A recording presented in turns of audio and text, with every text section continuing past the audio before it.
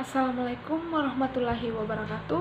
Perkenalkan, nama saya Mardianti dari Universitas Tomaka Mamuju, Fakultas Ilmu Komputer, jurusan Teknik Informatika kelas A. Baik, dalam video kali ini saya akan mengerjakan tugas dari mata kuliah Sistem Informasi Manajemen dengan nama dosen yaitu Muhammad Agus Eskom MM. Baik, langsung saja di sini saya akan menyimpulkan materi tentang sekilas sistem informasi manajemen. Yang pertama yang saya bahas yaitu pengertian sistem informasi. Pengertian sistem informasi merupakan gabungan dari berbagai sistem yang saling terkait dengan menggunakan basis data dan sumber daya secara bersama-sama. Pihak-pihak yang mengembangkan sistem memakai sistem jaringan komunikasi yang digunakan juga dilibatkan secara bersama-sama. Menurut Laudon dan Laudon 2018, sistem informasi adalah sekumpulan yang berfungsi mengumpulkan, menyimpan, dan mengelola data dan bertujuan untuk informasi, pengetahuan, dan produk digital, dan saling bekerja sama untuk mencapai suatu tujuan. Yang kedua yaitu mengapa kita harus mempelajari sistem informasi. Mungkin pertanyaan seperti ini selalu muncul di sekitar kita. Nah, di sini saya akan sebutkan 3 hal yang dapat menjawab pertanyaan tersebut. Yang pertama yaitu pengaruh globalisasi.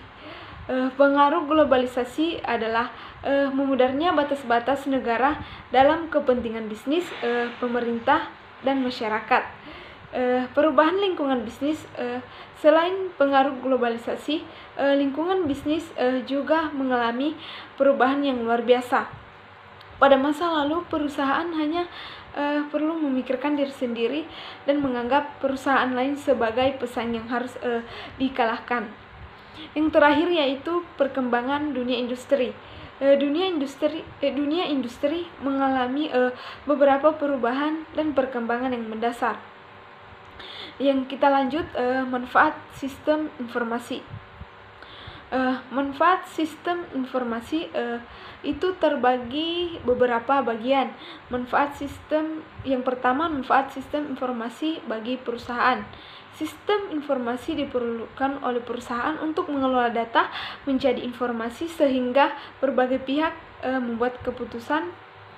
Yang kedua yaitu manfaat bagi perorangan. Perorangan yang terlibat dengan sistem informasi adalah perusahaan, diantaranya para manajer, para operator, dan para pelanggan. Yang terakhir dari manfaat sistem informasi adalah manfaat bagi industri. Apabila sistem informasi antar perusahaan dapat saling terhubung, maka industri akan dapat mengetahui omset perdagangan semua perusahaan. Yang keempat yaitu properti di bidang informasi. Profesi di bidang informasi. Profesi di bidang informasi ada beberapa, diantaranya adalah manajer sistem informasi, analisis sistem, perancangan sistem, dan penulis program. Dan masih banyak lagi profesi-profesi lainnya. Yang kelima yaitu menciptakan keunggulan kompetitif. Agar dapat memenangkan persaingan dan merebut pasar, perusahaan harus memiliki kompetitif, yaitu strategi umum, strategi 5 kekuatan kompetitif, modal, rantai nilai. Nah, kita lanjut manfaat sistem informasi bagi perusahaan. Sistem informasi yang baik akan mendatangkan yang baik bagi perusahaan.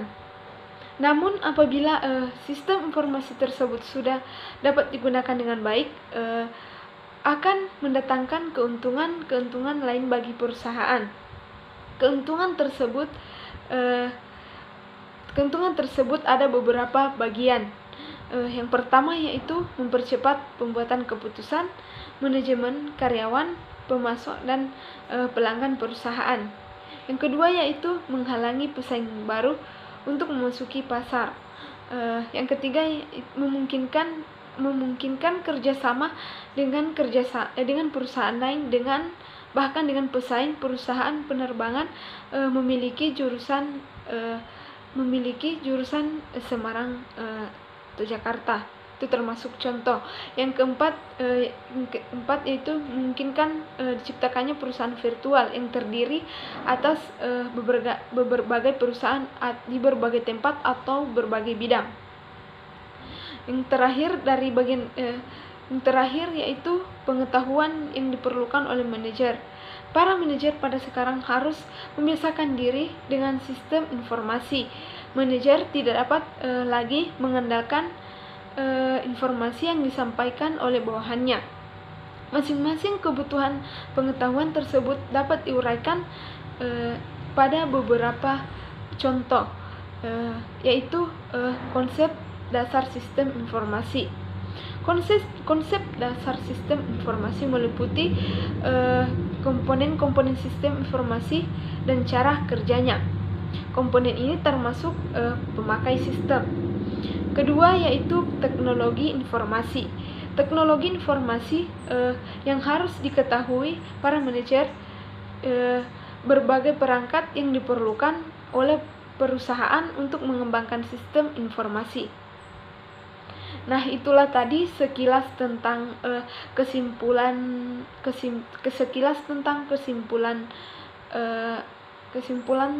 materi dari sistem informasi manajemen. Jika ada kesalahan, mohon dimaafkan. Wassalamualaikum warahmatullahi wabarakatuh.